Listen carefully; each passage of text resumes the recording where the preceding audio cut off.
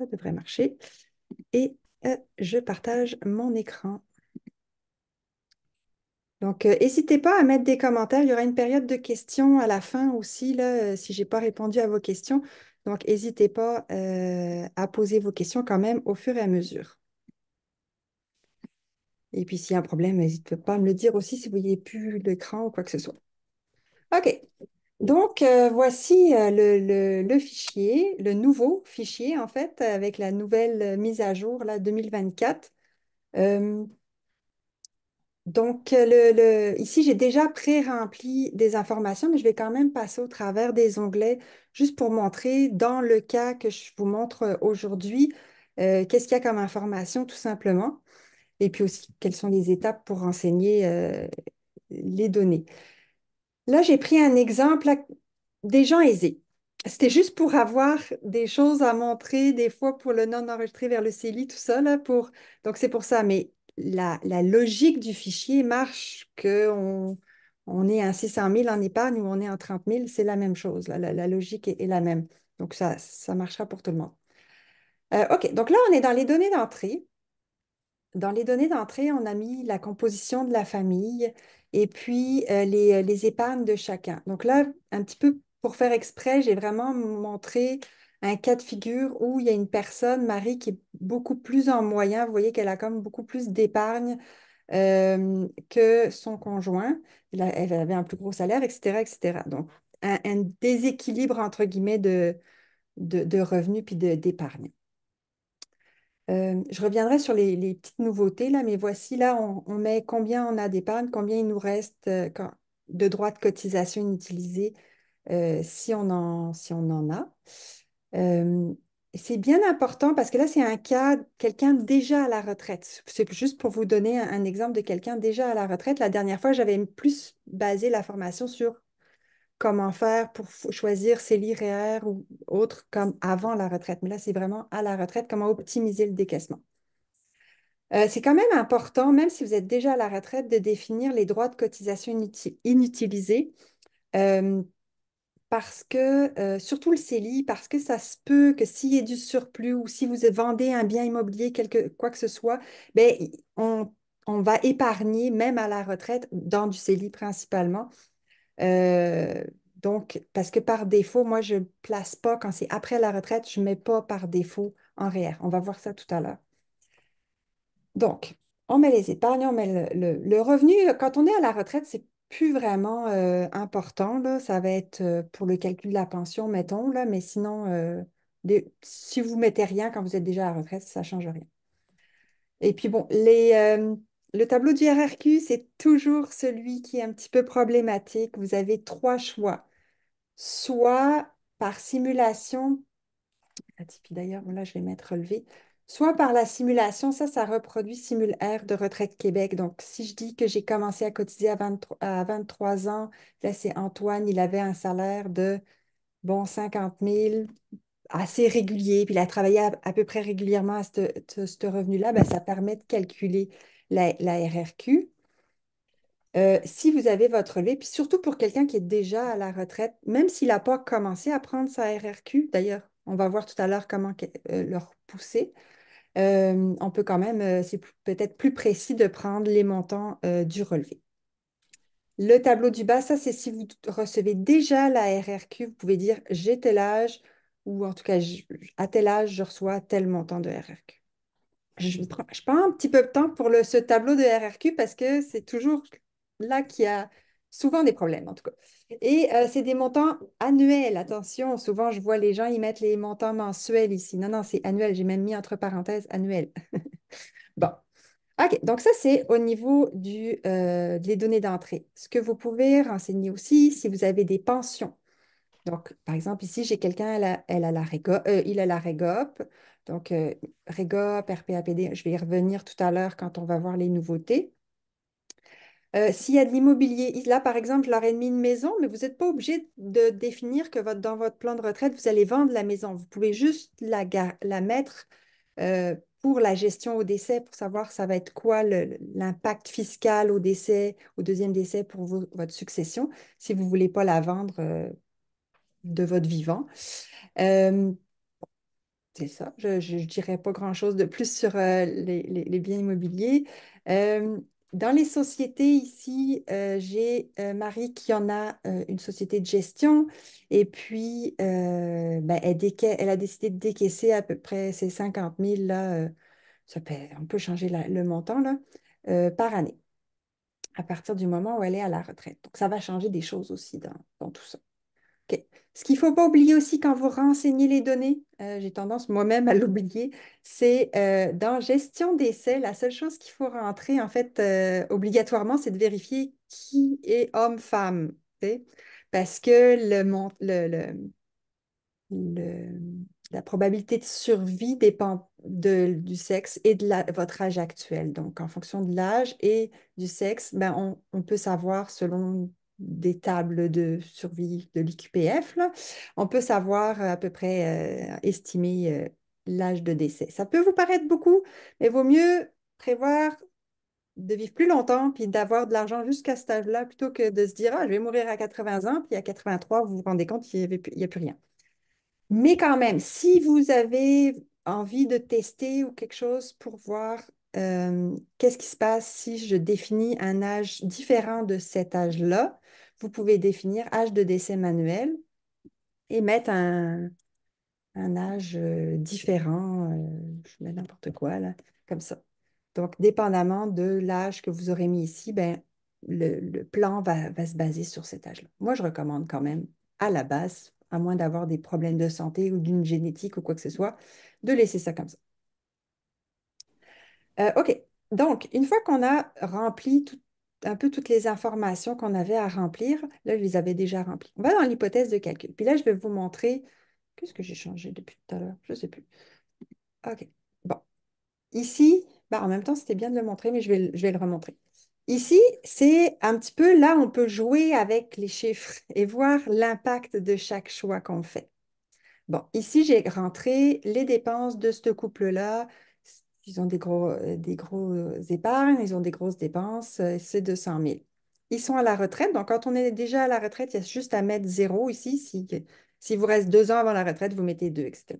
Et puis, ben, il n'y a pas d'épargne prévue après la retraite. De toute façon, quand on met zéro, l'épargne ici est plus pris en compte. OK. Puis là, voici la situation. Euh, ah oui, ils n'ont plus d'argent. On voit capital final à zéro. Là, on voit que l'épuisement du capital est à, bon, 102 ans d'un bord, mais la personne est déjà morte à cet âge-là, selon les trucs, mais 92 ans, il reste encore quelques années. Donc, il en manque un petit bout dans ce cas-là, malgré tout, malgré les grosses économies qu'il y avait. Mais comment on peut optimiser tout ça? Donc, quand on est rendu là, on a mis notre besoin, on a mis tous les chiffres dans la machine et changé aussi, si nécessaire, les rendements prévus, etc. Bon, maintenant, qu'est-ce qu'on peut faire pour optimiser la situation? Il y a plein de petites places et il y a plein de possibilités. Déjà ici, dans les stratégies de décaissement, euh, bon, je peux le faire. On peut le faire. C'est de l'essai-erreur un petit peu mon outil, dans le sens qu'on faut faire un changement puis voir si ça améliore la situation ou si ça l'empire. Ici, par défaut, parce que des fois ça arrive qu'on dit ah, il faut vider les REER en premier. Bon, peut-être que oui, peut-être que non, ça dépend de la situation de chacun. Donc, ici, les stratégies de décaissement, c'est un petit X. Mon petit X ici, dans ce choix-là que j'ai mis, si le X il est dans le quatrième, ce que ça va faire, c'est que ça va aller chercher le pourcentage qui est en bas ici. Donc, si j'ai mis un X ici puis que j'ai mis 100%, ce que ça dit, c'est si j'ai besoin d'argent, je pige dans mes REER en premier. C'est ça que ça dit. On va le voir, la stratégie de décaissement, on va le visualiser avec les graphiques qui sont un petit peu en dessous. Ici, j'ai un graphique de capital. Donc là, on a du REER, du CELI, du non enregistré. En rouge, beaucoup de non enregistrés d'ailleurs. Puis là, on voit ici le graphique. C'est important de le comprendre, surtout quand on a des stratégies de retraite, c'est les sources de revenus. La ligne noire, c'est les besoins. Donc, les dépenses, notre 100 000 qu'on a mis tout à l'heure ici, et les impôts. D'habitude, c'est plus linéaire, mais quand on a une société de gestion, je veux peux rentrer dans le détail tout à l'heure, là, mais quand on a une société de gestion, je choisis de prendre dans le CDC, IMRTD. Bref, c'est des choses, des fois c'est imposable, des fois c'est pas imposable. C'est pour ça que ça fait des lignes qui montent, qui descendent. Ce qu'il faut comprendre dans cette graphique-là, c'est que ça nous montre la source du revenu. Donc, ça montre la sécurité vieillesse, la RRQ, la pension. Là, j'ai aussi du revenu de compagnie jusqu'à temps qu'il n'y ait plus d'argent dans la gestion. Et le bleu, c'est qu'est-ce qu'il faut que j'aille piger dans mon capital pour atteindre ma petite ligne noire. Donc, combien il faut que j'aille piger dans mon capital? Donc, quand j'appelle capital, c'est les liquidités, ce que je peux aller chercher. Donc, ça va être REER, CELI non enregistré. OK? Bon, donc ma source de revenus, mon bleu, ici, je le décortique selon les stratégies dans la source du capital. Donc, chaque morceau de ligne bleue, là, on voit qu'ici, c'est plus petit, ben, ça correspond à cette section-là. C'est qu'est-ce que je vais chercher. Donc là, comme on a dit tout à l'heure, selon la stratégie, je vais chercher 100% de REER. Ben, ça veut dire qu'au début, je vide mes REER, tout simplement. Puis on le voit ici, là, dans le graphique, je vide mes REER. Après, je prends l'UNON enregistré et après le CELI. Si j'avais choisi 50%, là, ben, on voit que je prends 50% de mes REER, je complète avec du non enregistré, etc. OK? Donc, ce graphique-là va vraiment dépendre de ce que vous allez définir comme stratégie. Je vais expliquer les autres stratégies. Pardon. Notre petit X ici, là, quand on bouge le X, on choisit une autre stratégie. Donc, ici, par exemple, c'est la stratégie de prendre du non enregistré en premier. Donc, quand on revient voir le graphique ici, ben, ça va prendre le non enregistré, le rouge en premier. Pourquoi tout d'un coup on se met à avoir du REER? Parce que le bleu clair, là, c'est du REER. C'est parce que rendu à 71 ans, il faut transférer le REER dans le fer. Donc, ça se prend automatiquement. On est comme obligé de sortir un certain minimum du REER. Donc, ça se calcule tout seul. Donc, on n'a comme pas le choix. Ici, vous n'avez peut-être pas remarqué, mais quand on change quelque chose, on va avoir une modification ici dans ce tableau-là. Ce tableau-là sert, si je reviens tout à l'heure à 100% ici, puis je reviens ici, ce tableau-là sert à faire des comparatifs de solutions. Puis ça, c'est super important quand on veut optimiser le décaissement. On fait un changement. Par exemple, changer mon petit X de place. Hop. Puis on voit si notre solution est meilleure ou pas. Donc là, par rapport à une solution de référence, quand je clique sur enregistrer, je fais une capture d'écran de ma solution. Donc, mettons ici, là, j'ai quand même gagné juste en changeant de stratégie, j'ai quand même déjà gagné un certain montant, là, un 317 000 au final, là. Donc, si je clique sur enregistrer, puis que je fais un changement, ben, je peux voir si mon changement améliore ou empire la stratégie.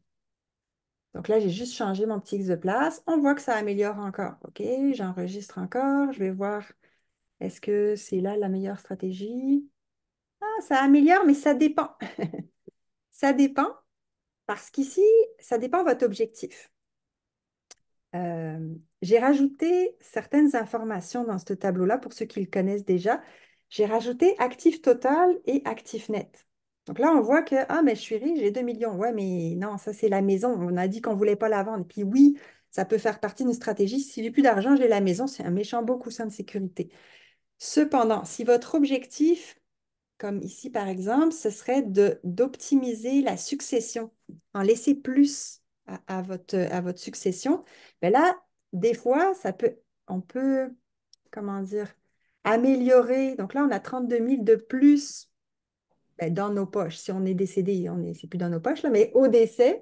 Sauf qu'il y en a 37 000 de moins pour la succession. Pourquoi? Parce que si on laisse du CELI non imposable à la succession, c'est quand même plus intéressant que de laisser du REER.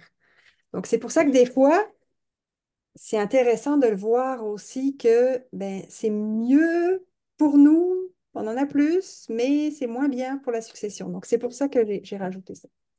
Bref, tout ça pour dire que je pense que celui-là était le mieux.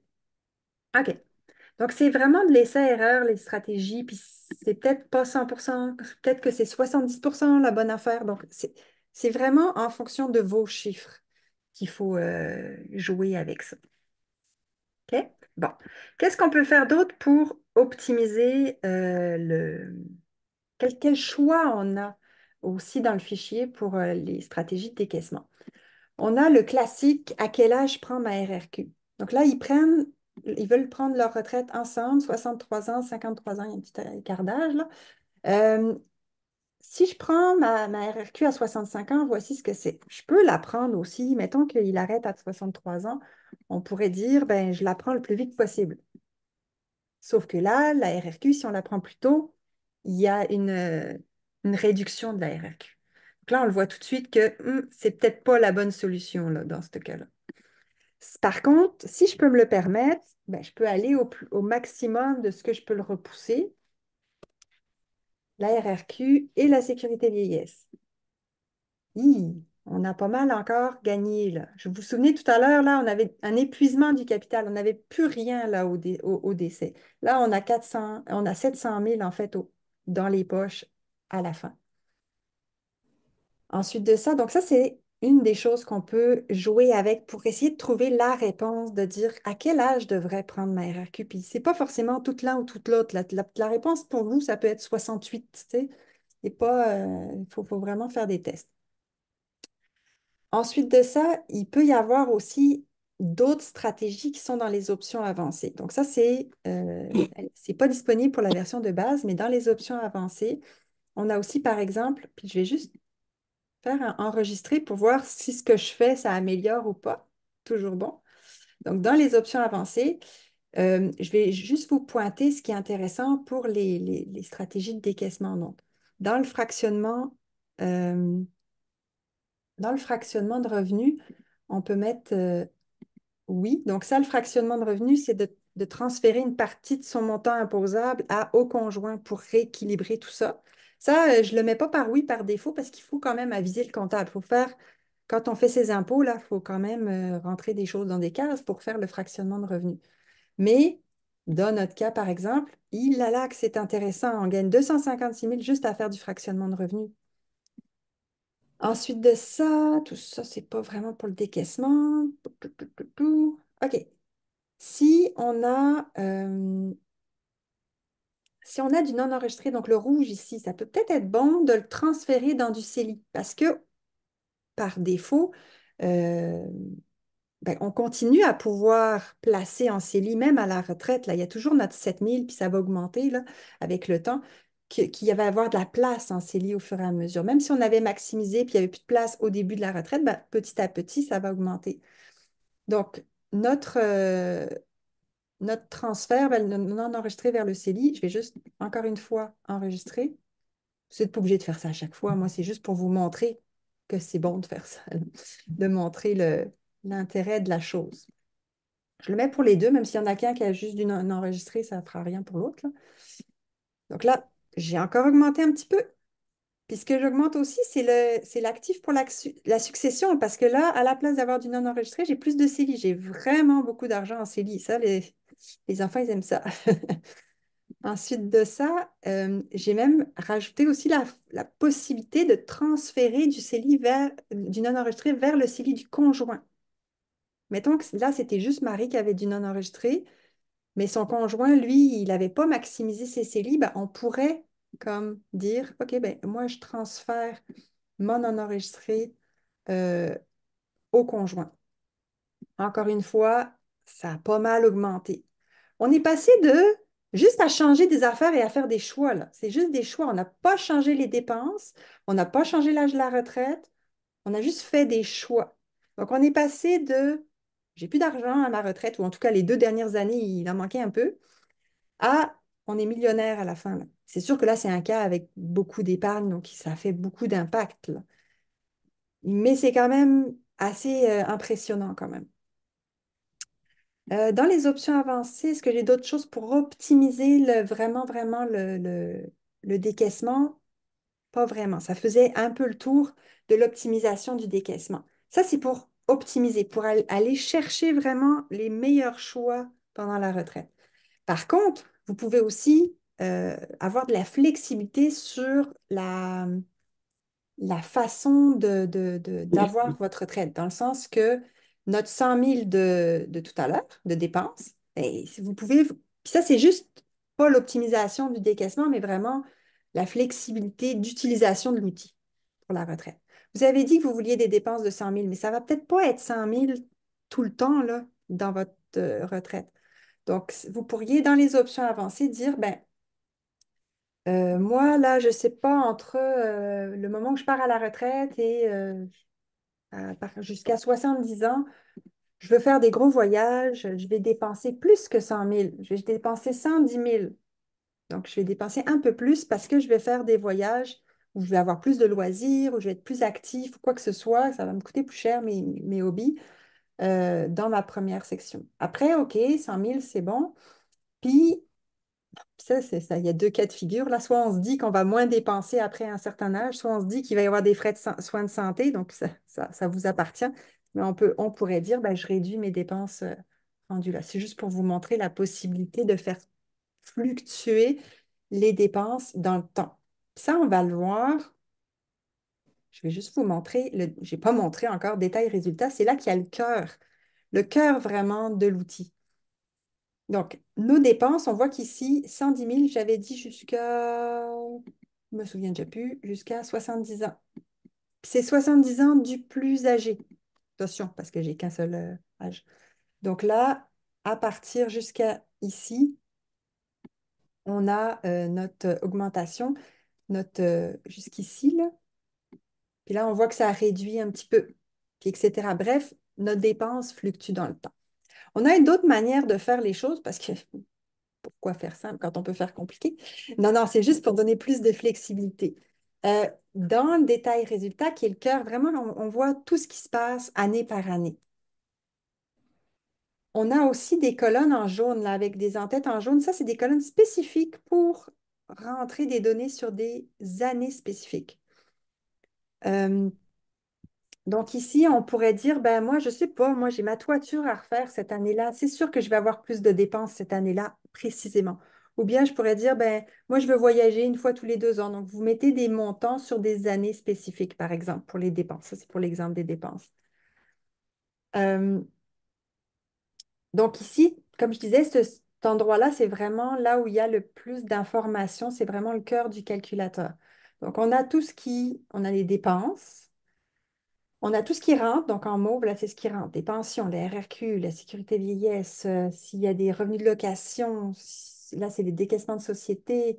On pourrait même rajouter des montants parce qu'on travaille au début de la retraite, donc des montants de revenus d'emploi, etc. Donc, tout ce qui rentre, puis après, ben, dépendamment des besoins, ben, on peut voir comment, et puis dépendamment de la stratégie, on peut voir qu'est-ce que je décaisse dans mon capital, etc., etc. Bon, il y a beaucoup, beaucoup, beaucoup de choses.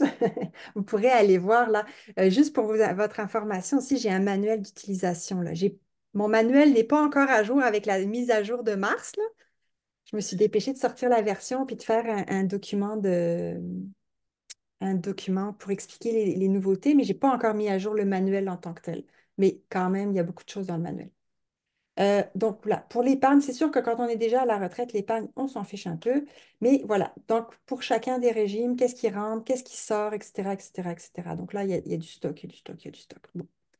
Si vous trouvez qu'il y a trop de colonnes, on peut toujours cacher les colonnes et ça ne va n'afficher que les colonnes qui sont, ça peut prendre un peu de temps, par exemple, que les colonnes que vous voulez voir. Bon. Euh, je ne veux pas passer trop de temps de plus sur sur ça parce que je voulais aussi vous montrer, puis je voulais vous laisser du temps pour la période de questions. Donc, je vais juste passer au travers un petit peu des nouveautés. Là, au niveau de la nouvelle version, puis j'ai pas dit la moitié du quart de ce qu'il y a dans le fichier, là. C'est sûr qu'il y en a beaucoup plus, là. Mais c'est juste euh, pour vous donner une idée de quelle stratégie on peut utiliser, puis qu'est-ce qu'on peut faire aussi à la retraite, vraiment spécifiquement à la retraite. OK, les nouveautés. Les nouveautés, juste pour vous dire, je ne sais pas, vous l'avez peut-être vu dans le courriel, ben, certainement si vous êtes là, Mais j'ai mis un petit résumé de qu'est-ce qu'il y a comme nouveauté, mais il y a aussi dans les notices, dans les mises à jour, là, dans le fichier, voyons, je vais y arriver. Le site Internet, vous pouvez aller télécharger là, le document de mise à jour. Donc là, vraiment, j'explique plus en détail comment on utilisait chacun, quelles sont les nouvelles fonctionnalités, comment les utiliser, tout ça. Je vais faire un petit survol là, mais ici, il y a vraiment plus de détails là, dans ce document-là. C'est un document PDF que vous pouvez télécharger à partir du site web dans les mises à jour. OK. Donc, juste pour vous donner OK, les nouveautés en essayant de ne pas en oublier.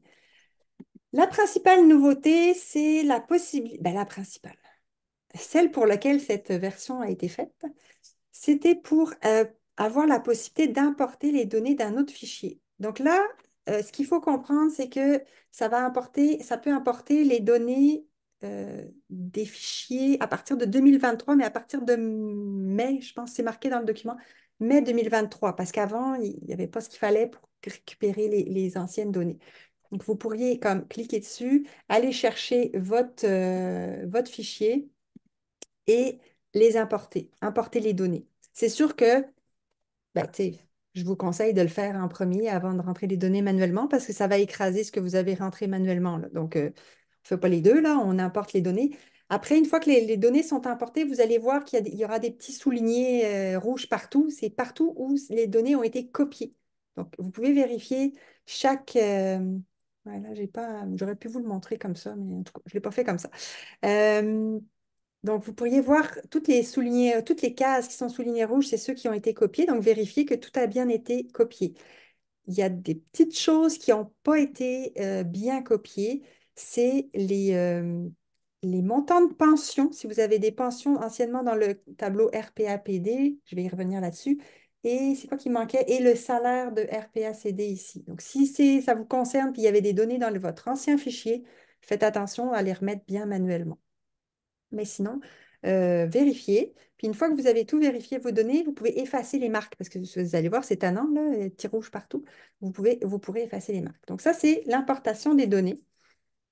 Ah oui, la chose aussi, c'est que si vous partez d'une version 2023 et vous le copiez dans la nouvelle version, ça ne va pas copier non plus les chiffres que vous auriez peut-être mis dans les colonnes. Là, je rentre un petit peu dans le détail, là. Mais si vous copiez d'une version 2024 à 2024, par exemple, vous aviez l'ancienne version 2024 et vous recopiez dans cette nouvelle version, ben là, oui, ça va être copié. OK.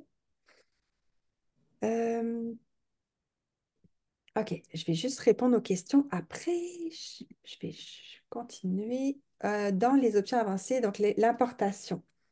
Euh, en fait, c'est bon parce que c'est l'une des questions, des trucs que je voulais montrer. Est-ce que le montant restant à notre mort est en dollars d'aujourd'hui? Oui, puis non. En fait, tous les chiffres à la base étaient en dollars futurs, là. Tous les chiffres sont en dollars futurs. Mais c'est une des nouveautés. Euh, puis j'ai rajouté ces deux colonnes-là en dollars d'aujourd'hui. Donc là, si vous voulez voir le vrai montant le montant en dollars d'aujourd'hui, que ce soit ici, c'est le capital liquide, donc c'est REER non enregistré. Ici, c'est l'actif total, donc incluant REER non enregistré, mais aussi le CRI, l'immobilier, société, toutes ces affaires-là, là. C'est pour ça qu'il y a une différence entre les deux, parce qu'il y avait la maison. Donc là, on a comme finalement le même montant, mais en dollars d'aujourd'hui. Donc au début, c'est la même chose, mais à la fin, c'est sûr que notre 1 270 000, c'est pas vrai, là, c'est peut-être un peu clair, là, mais c'est 541 000 que ça correspond en dollars d'aujourd'hui. Donc vous pouvez aller le voir. Ça, c'est une nouvelle fonctionnalité. Je ne l'ai pas mis affiché par défaut parce que je trouve que ça fait quand même beaucoup de colonnes. Donc, c'est dans l'option avancée que vous pouvez définir afficher capital et actif en dollars d'aujourd'hui. Vous pouvez choisir oui, non. Et ensuite, ça répond à une autre question que vous aviez. Comment faire pour choisir quelle colonne afficher ou cacher? Ben, en fait, le principe, c'est que ça le fait tout seul. Si, mettons, vous avez un plan seul puis vous n'avez pas de conjoint, ça va cacher toutes les colonnes du conjoint. Si vous n'avez pas de société, ça va cacher toutes les colonnes de société. Ça dépend de ce que vous avez renseigné. Donc, avant de faire afficher, cacher colonne, enfin, cacher colonne, remplissez d'abord vos données et après, vous pouvez faire cacher colonne, puis ça cache les colonnes dont vous n'aurez pas besoin. Ça, c'est une question que j'ai vue. Euh, Oui, c'est ça. Si ce n'est pas importé, c'est parce que vous. En tout cas, il y a quelqu'un qui demande des dépenses supplémentaires n'ont pas été importées. Ben, je pense que c'est parce que ça venait d'une version antérieure à la version 2024. C'était une version 2023 peut-être. OK, les autres changements. Ici, vous avez vu peut-être que dans l'épargne, j'ai rajouté, parce que tout le monde me disait que c'était plus logique de faire ça. OK, je l'ai faite. Mais toutes les nouveautés que j'ai faites, là, à part l'importation des données que j'avais dans la tête depuis longtemps, c'est vraiment vous qui me l'avez demandé. C'est selon vos besoins aussi. Donc, je suis très ouverte aux propositions d'amélioration de l'outil, de ce que vous avez besoin dans votre situation. Donc, n'hésitez pas à m'envoyer un petit courriel. Moi, je trouverais ça important d'avoir telle fonctionnalité. Donc, j'ai rajouté les montants d'écrit. Par contre, quand on rentre des informations là-dedans, ça se met automatiquement, il reste encore dans les pensions là. Donc, je vais le faire là, juste pour vous montrer. Mettons que j'ai un 30 000 d'écrit. Donc là, mon 30 000 va être automatiquement reconduit ici. Donc, il y a quand même encore besoin de dire, ben, à quel âge je transfère? Ben, ça se fait tout seul en fonction de l'âge de la retraite, mais vous pourriez attendre un peu avant de transférer votre CRI dans un FRV, mettons. Puis, il faut dire, est-ce que je prends minimum, maximum? Donc, c'est comme avant, c'est juste que il est dans les données d'entrée. Ce que j'ai aussi, vous allez voir que le tableau est un peu plus court parce que pour que ce soit logique, j'ai aussi mis les rendements du CRI dans ici, là. J'ai rajouté le CRI avec les autres. Tout simplement, c'était plus logique. Bon.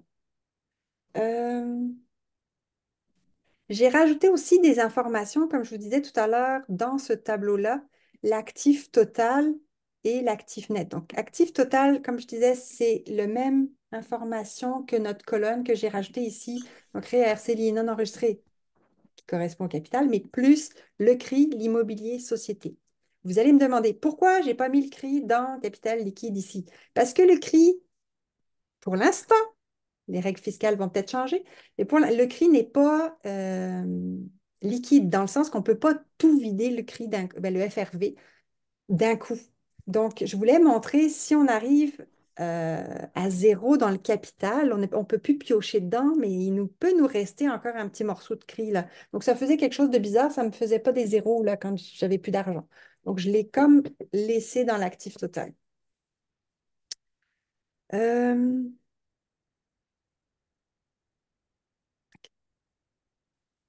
Ensuite de ça, les autres actifs total, CRI, c'est bon. Les sociétés, ben, j'ai juste rajouté une société par personne.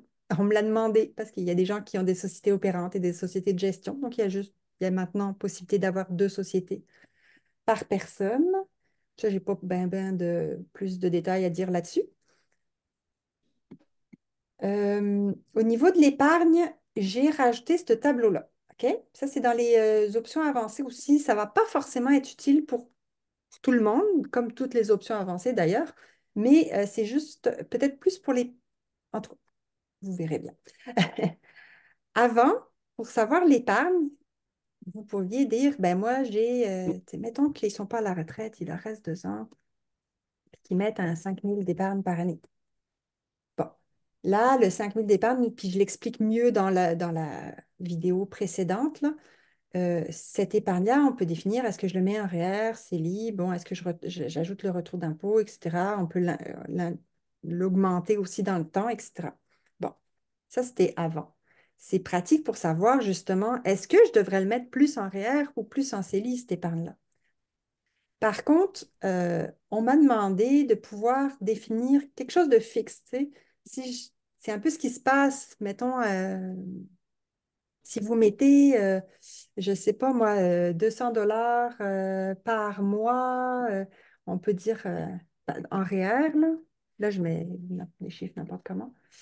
Donc là, vous pourriez définir que vous mettez 200 $ par mois, puis que vous augmentez de 2% par année ce montant-là, etc. Donc, vous pourriez comme définir des montants spécifiques d'épargne dans chaque régime spécifique. Par contre, pour que ça soit pris en compte, il faut le mettre épargne fixe. Sinon, je prends l'autre en compte, parce que tu sais, c'est l'un ou l'autre, là. Soit je prends ça, soit je prends ça. OK?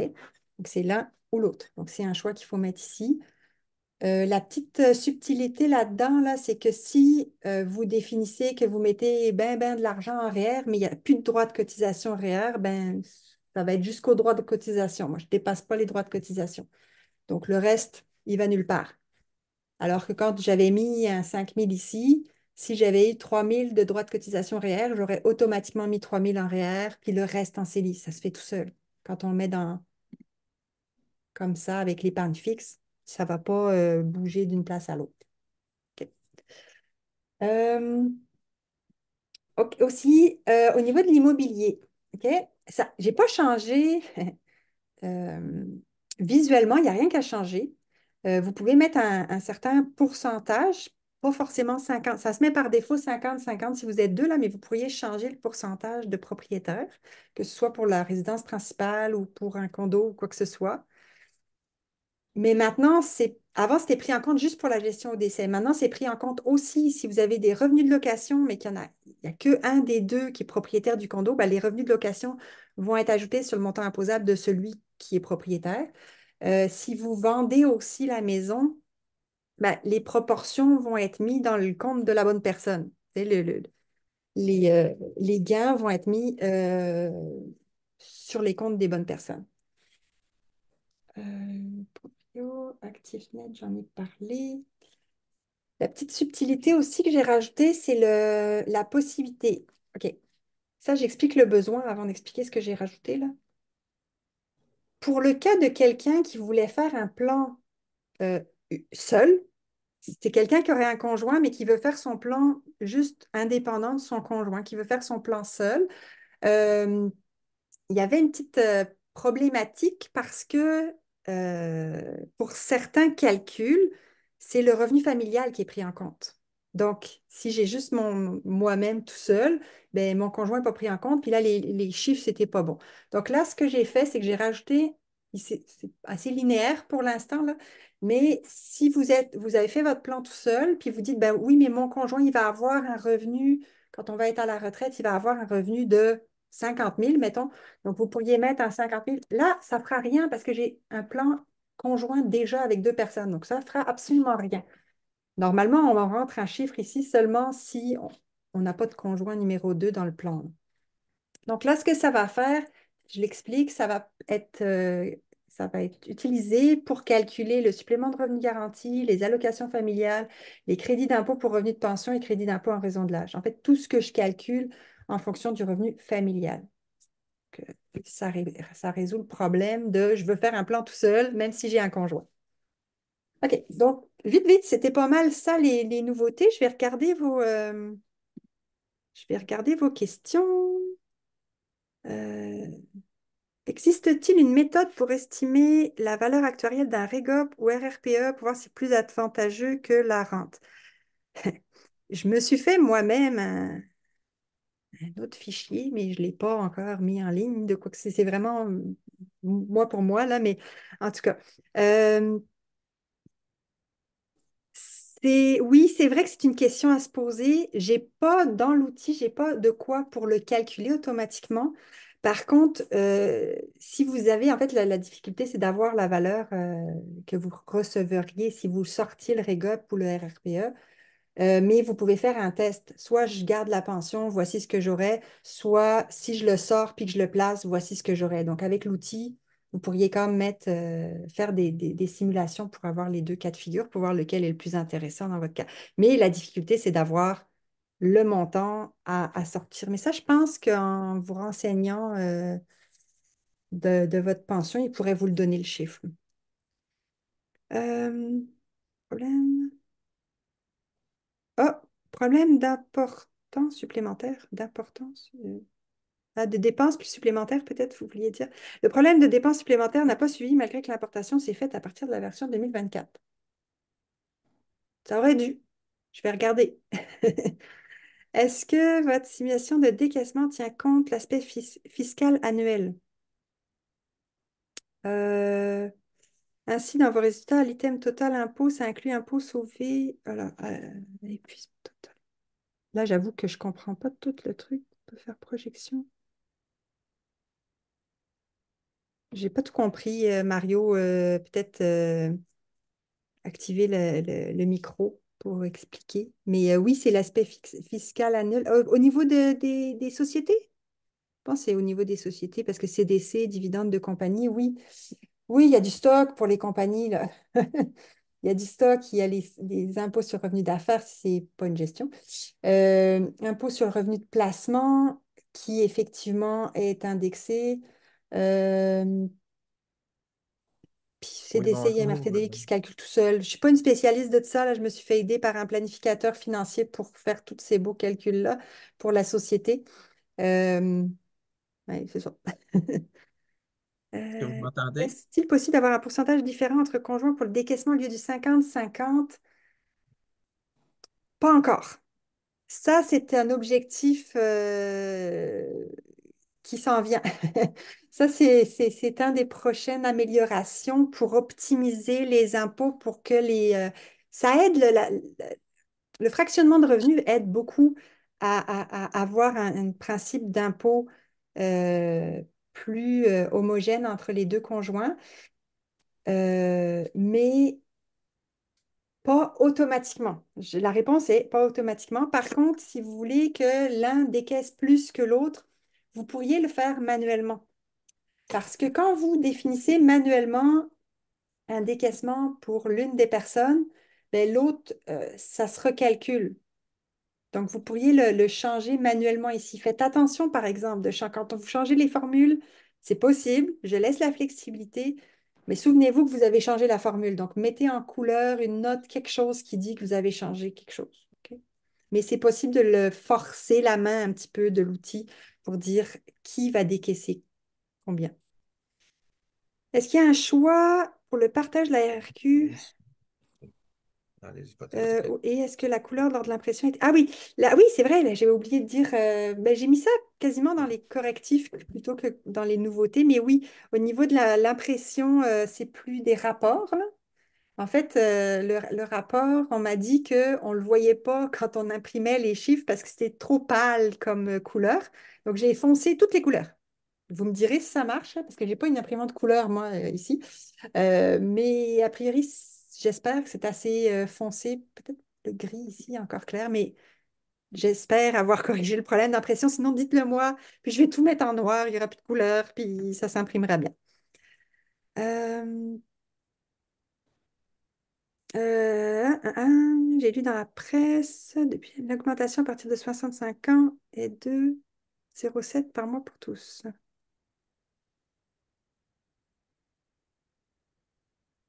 Ouais, là, il faudrait que je regarde le cas, la question du RRQ, là, d'Yvan. Euh, Envoyez-moi une question par courriel, là. Il faut que je m'assoie puis que je réfléchisse. Je peux pas répondre comme ça. Euh, OK, quand on fait enregistrer, l'information se sauve à quel endroit? C'est en fait quand on... Oups, excusez, c'est quand on est ici. Le bouton enregistrer, c'est juste pour ce tableau-là. Donc, ça sauve pas grand-chose, là. Ça sauve juste les informations de cette... Tout ce que ça fait, c'est que ça fait un copier-coller de cette information-là, qui est le résultat avec les chiffres actuels, dans cette colonne-là, qui est notre solution de référence. C'est pour ça que quand je clique enregistrer, ça copie, donc il n'y a plus de différence. Je fais quelque chose, je dis, ben non, finalement, ils sont à la retraite, là, ils ne travaillent pas plus. Donc là, on voit ce que ça donne comme différence entre le moment où j'ai enregistré, qui est cette solution-là, et le moment où, après que j'ai fait une modification, que c'est cette solution-là. Donc, ce enregistrer-là n'enregistre pas le fichier. Attention, c'est toujours un fichier Excel. Donc, si vous voulez l'enregistrer, c'est comme un fichier Excel, là, la petite disquette en haut. Euh, Dans les hypothèses de calcul, le pourcentage épargne placée indique REER. Est-ce qu'il y a une case pour CELI? Ben, en fait, Ici, là, si vous mettez 0% en REER, par défaut, ça va tout aller dans le CELI. C'est vraiment, il faut comprendre, c'est REER, CELI non enregistré. Donc, si je dis 100%, mettons que je fais le test, là. Mettons, il n'y avait plus de REER de place. Ici, j'ai... Attends, parce qu'il faut quand même que j'ai un petit peu de temps pour épargner avant la retraite. Et que, attendez, que je mette que c'est l'épargne normale. On ne bouge pas ça. OK.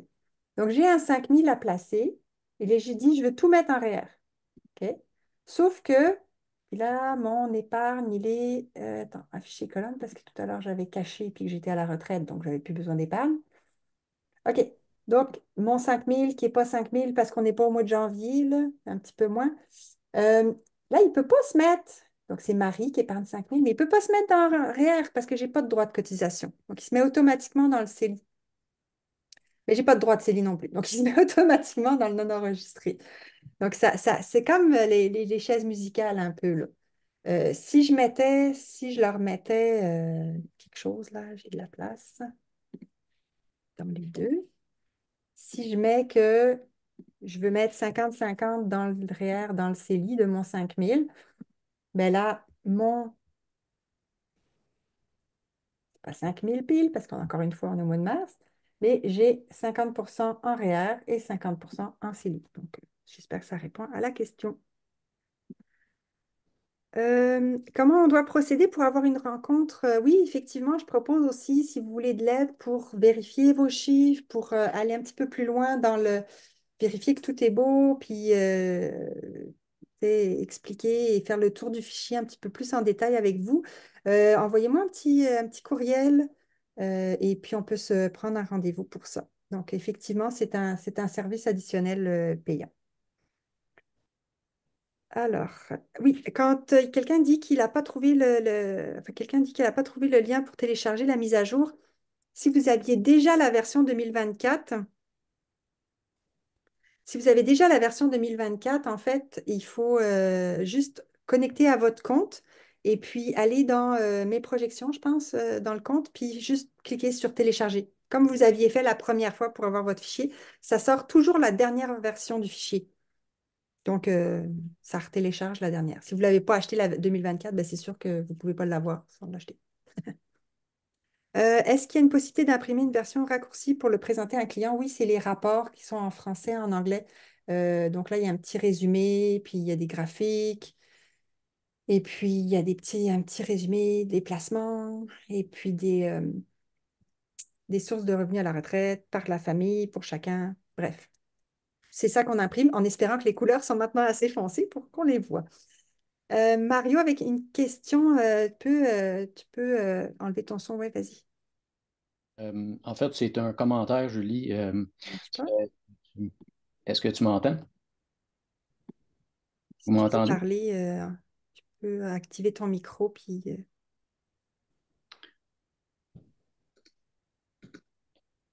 Il y en a qui semblent m'entendre. En tout cas, on dit dans le chat qu'on a m'entend. priori, ça devrait marcher. C'est toi, Julie, qui Bon, m'entends pas seulement. quand on essaye, quand ça marche, ça marche. Alors, attends, un triplex propriétaire occupant à 100% par un des deux conjoints. Comment on inscrit les infos de revenus? Ah, tout le monde l'entend, mais pas moi. Ah ben ça, c'est Exactement. bizarre, ça. Alors je sais pas. J'avoue que c'est la première fois que ça me fait ça. Euh, C'est ta Oh, session c'est bon, Zoom. c'est bon, c'est bon, c'est bon, c'est bon. Vas-y, je OK. chante. Bon, fait, que c'est juste un commentaire, Julie. Tu te souviens de moi, là, ça fait quelques fois qu'on s'était parlé dans les années précédentes.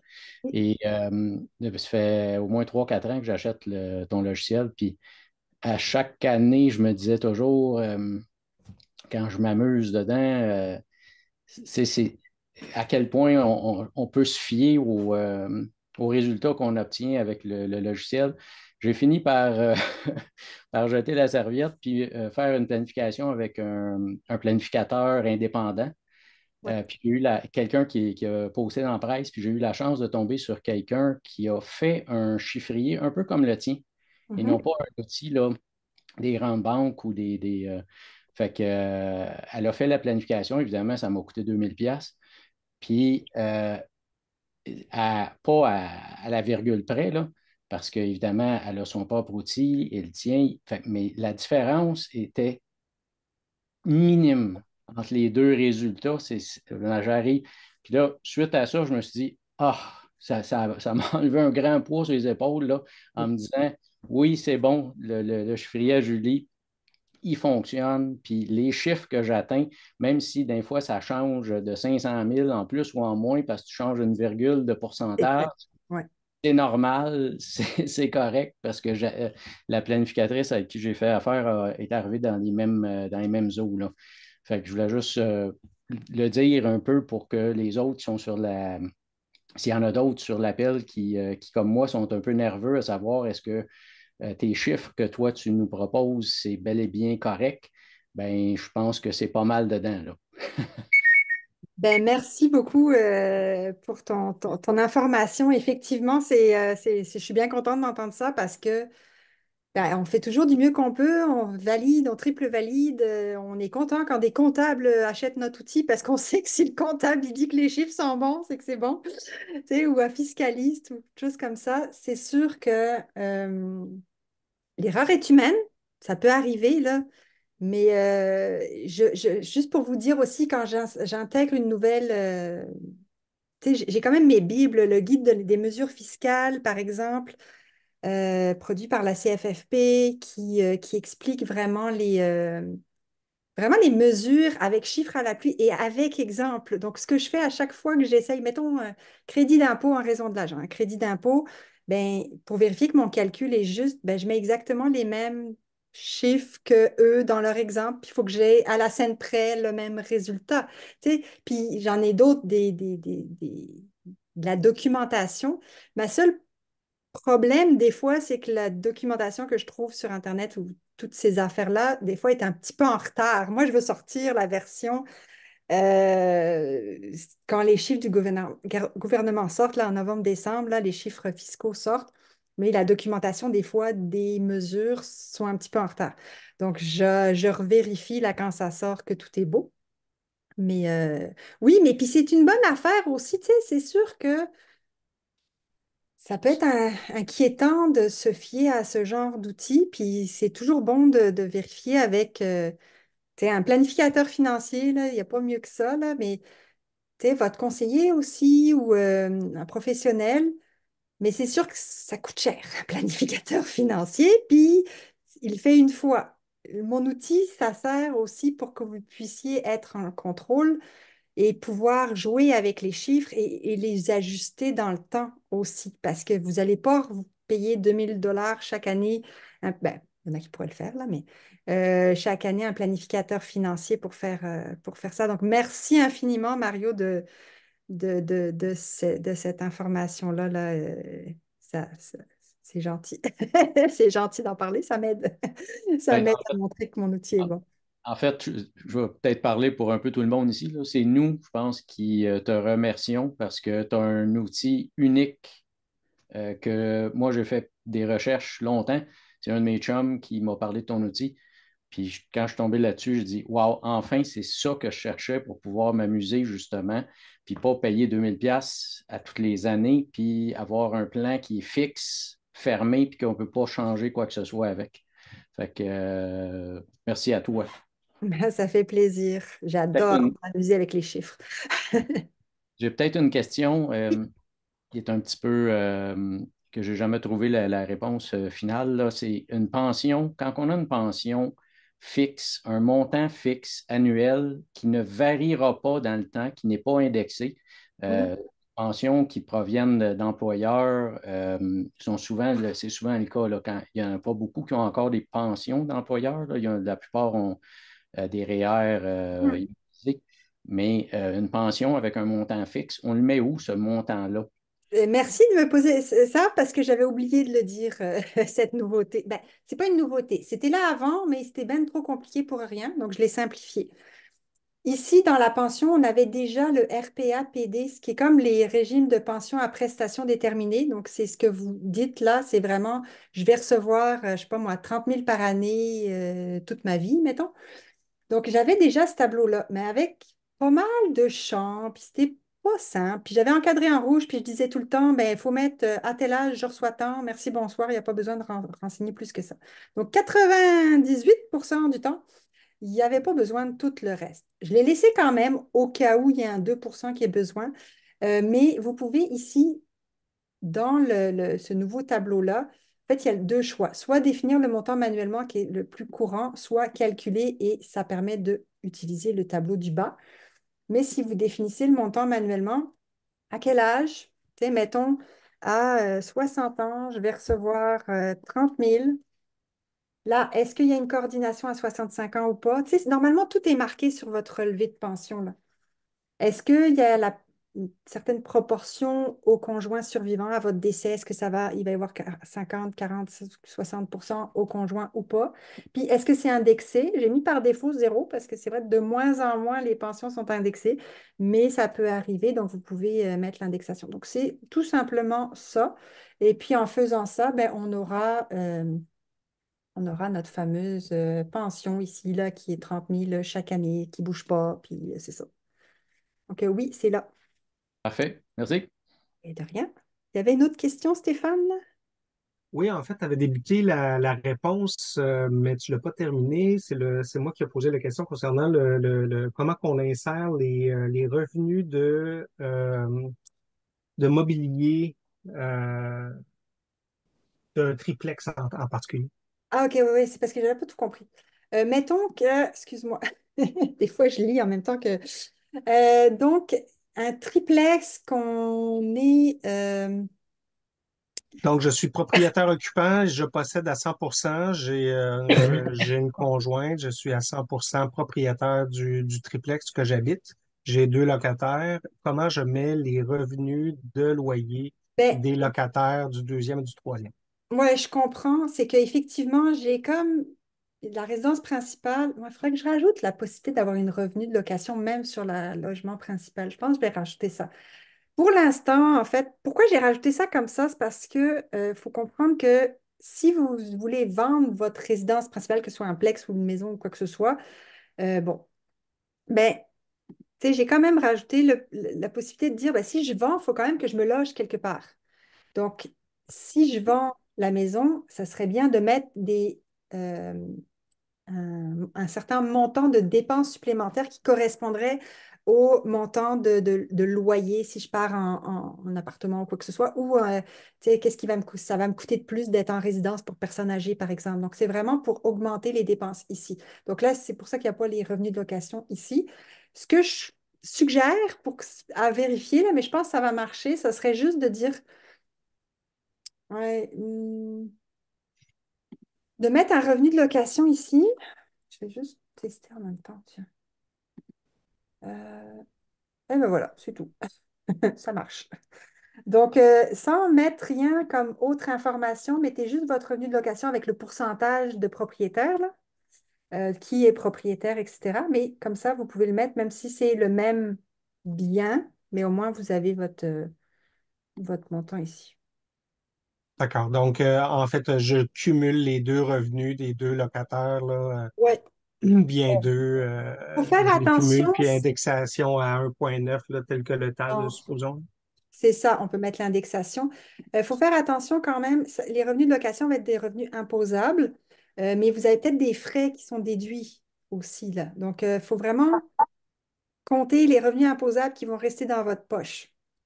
Donc, à ajuster aux besoins. Merci beaucoup. Puis je seconde Mario, soit dit en passant, moi aussi, là, je pense que j'ai été un des tes premiers là, à faire du 1 à 1. En 2019, j'ai regardé mes courriels dernièrement, puis j'ai fait valider tes chiffres par un planificateur également. Puis moi aussi, c'était dead on. La seule chose qui était mieux avec le tien, c'était que je pouvais faire toutes sortes de scénarios et Dieu sait que les choses changent dans la vie. Donc, Mhm. ça a été parfait pour ça. Un gros merci encore. Ben, derrière. Si j'ai un petit fonds de pension aux USA et aussi l'équivalent de REER américain, peut-on mettre dans ton formulaire? Euh, ouais. Je sais qu'on peut transférer, et c'est tout un principe là, de transférer des REER américains au Canada. Euh, En tout cas, on pourra s'en reparler, là, écrivez-moi, on pourra s'en reparler, ça, là, mais parce que la fiscalité n'est pas forcément la même du tout, en fait, enfin, pas la même, mais je sais que c'est possible de les transférer. Ça dépend si vous voulez vivre à la retraite. En fait, la question, c'est où est-ce que vous allez vivre à la retraite? Est-ce que ça va être aux États-Unis ou au Canada? Donc, dépendamment de la réponse, la façon de gérer ça, ça peut être différent aussi. Est-ce que c'est possible d'ajouter un onglet pour y suivre nos placements et suivre l'évolution? Ben oui, bien sûr. C'est un fichier Excel. Il n'y a pas de blocage par rapport à ça, donc il n'y a pas de problème. Euh, En fait, là, j'ai plein d'idées encore. OK, suivi des investissements, oui. Oui, moi, je le fais moi-même. J'ai un autre fichier pour ça. J'adore les fichiers Excel. Oui, ça peut être les suivis des investissements. J'avais pensé aussi les suivis des dettes, la gestion des dettes par rapport à ça. Donc, les dépenses mettons une hypothèque qui arrive à échéance dans 5 ans, ben là, les dépenses qui se calculeraient en fonction. J'ai encore des idées pour améliorer. Il y a encore de l'avenir dans tout ça, là. Donc, est-ce qu'il y a encore des questions ou est-ce que j'ai pas répondu à certaines questions parce que je les ai pas vues ou j'ai mal répondu ou il reste quelque chose?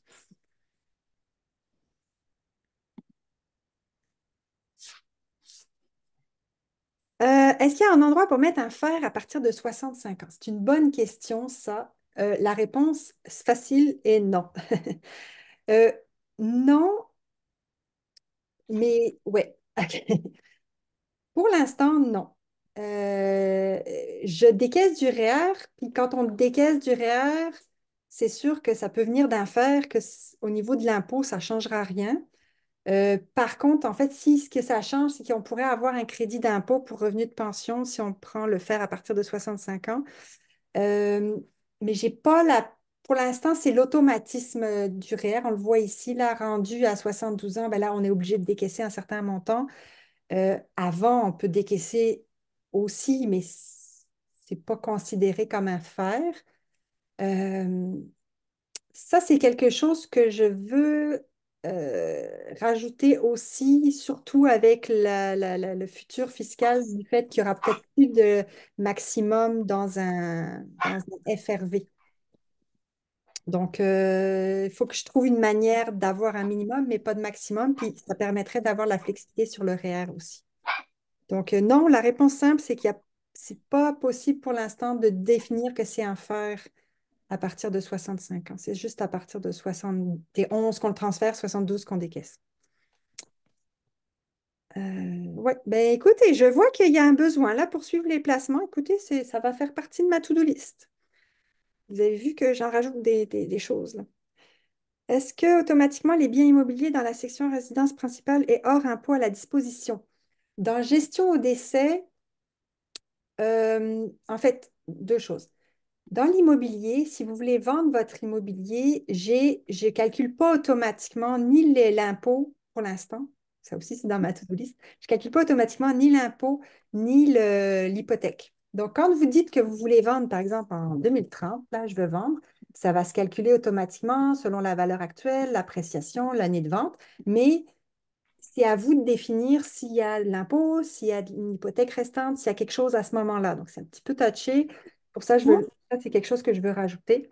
Donc, vous pourriez dire, ben, moi, j'ai 150 000, que ce soit la résidence principale ou, oh là, j'ai un petit peu trop mis là. Ou le logement principal, ou pareil, c'est le même principe pour un condo, que là, il y aurait de l'impôt, par exemple, si, à la vente. Donc, ce serait à mettre ici pour la vente pour avoir le montant net. Puis après, c'est ce montant-là qui va être dans le fichier. Dans le cas de la gestion d'essai, il peut y avoir en fait le montant imposable n'est pas imposable pour le logement principal au premier décès si on le transfère au deuxième conjoint. Par contre, effectivement aussi pareil, si c'est le deuxième décès, là par contre, il va y avoir du gain en capital, puis ça va être imposé pour la succession. Je ne sais pas si je suis claire dans mes affaires là, mais c'est ça. Puis pour les autres biens immobiliers, ben oui, il y a un certain montant imposable qui peut être calculé si on le vend. Enfin, si on ne fait pas le transfert au conjoint. C'est ça? Ou même le transfert au conjoint, je ne me souviens plus. J'avoue que ça fait quelque temps que j'ai fait ça, je ne me souviens plus ce que ça fait, mais ça fait ce que c'est supposé faire normalement. Je m'étais renseignée quand j'avais fait tout ça. OK. Euh, Figer les en-têtes et premières colonnes. Oui, oui, dans détail résultat, j'ai figé l'année et l'âge, mais si je fige aussi en fait, c'est ça, j'ai figé juste à gauche. Mais c'est vrai qu'on pourrait figer aussi en haut. Sauf que là, ça faisait un tout petit. En tout cas, oui, vous pouvez le faire. Si vous savez comment faire, vous pouvez figer ça là, pour pouvoir vous balader dans le truc. Déjà, j'ai mis des couleurs différentes, une ligne sur deux pour que ça soit plus lisible, mais c'est vrai que des fois, quand on a beaucoup de chiffres, ce que je fais, moi, personnellement, si je vous donne un truc là, si je veux vérifier une année spécifique, je le change de couleur. Tu sais, je peux changer de couleur là, puis je dis, bah, OK, cette année-là, qu'est-ce qui se passe? C'est juste pour s'y retrouver là, quand je bouge beaucoup dans le fichier. C'est mon truc. Est-ce que vous avez d'autres questions? Il est déjà un peu plus de 13 heures.